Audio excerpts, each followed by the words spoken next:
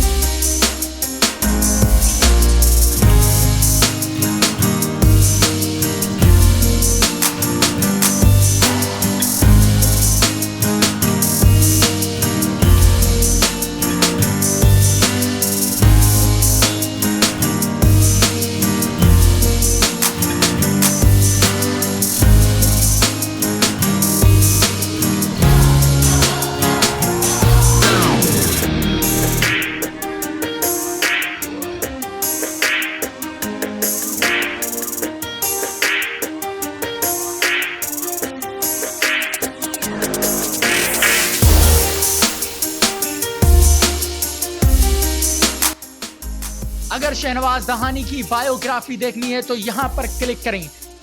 अगर आप लाड़काना में जब शहनवाज दहानी आया तो मीडिया से क्या बात की, अगर वो देखनी है तो यहाँ पर क्लिक करें।